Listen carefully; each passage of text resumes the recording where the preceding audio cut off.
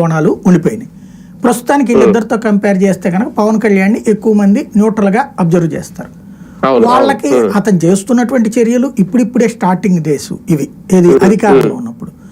మంచి చెడు అనేది ఇవాళ రోజున చెప్పినా ఆయన అంగీకరించే పరిస్థితిలో ఉండడు, ఆయన అభిమానులు అంగీకరించే పరిస్థితిలో ఉండడు. ఆ మాట మాత్రం నా దృష్టిలో తప్పే. ఎందుకు అంటే ఆయనకి తెలియదు అనే అమాయకుడా ఆయన? ఇదే తెలియకపోతే తన చుట్టూ ఉన్న వాళ్ళ కుల మీద తనకి తెలియదంటే అది నమ్ముతారా జనము? నమ్మే వాళ్ళు ఉంటే వాళ్ళ మేధస్సుకి హ్యాట్స్ ఆఫ్ చెప్పాలా. నెంబర్ 2 వచ్చేటప్పటికి ఆయనకి ఇంకొకటి, ఎస్సీ ఎస్టీ బీసీలని ఎవరు వెంట పెట్టుకు తిప్పాలి?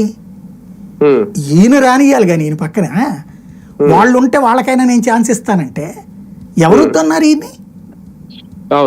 వాళ్ళంతటా వాళ్ళు పక్కన తిరగడానికి. ఇప్పుడు అతను ఉన్నాడు, ఇంతకుముందు ఎమ్మెల్యేగా ఫస్ట్ ఒక్కటే సీటుతో గెలిచాడు చూడండి, ఆయన పేరు రేపల్ల, అదే రాజు రాపాకని. ఆ రోజున కనీసం స్టేజీ మీద అట్లా పక్కన కూర్చోబెట్టుకోలేదు కదా, అందుకే వైసీపీ వైపు పోయింది. అతన్ని కనుక కంటిన్యూగా మెయింటైన్ చేస్తుంటే ఈయన అన్నమాటకు ఒక అర్థం ఉండేది.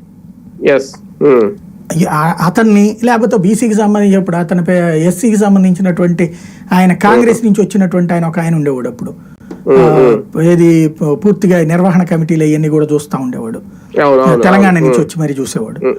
ఆయన్ని పక్కన పెట్టినటువంటి పరిస్థితి ఎవరు పట్టించుకోలేదు అక్కడ. లేదా బీసీ నాయకులు ఎంతమంది లేరు ఇవాళకి కూడా. నీ దగ్గర నువ్విచ్చే చనువు మీద డిపెండ్ అయి ఉంటది. నువ్విచ్చే చనువు మీదన నీతో సమానంగా నువ్వు పక్కన భుజం మీద చేసుకు చూస్తా, లేకపోతే నీ పక్కన ఎంటబెట్టుకు తిప్పుతుంటే ఓ బీసీని, ఒక ఎస్సీని, ఒక ఎస్టీని, ఒక మైనారిటీ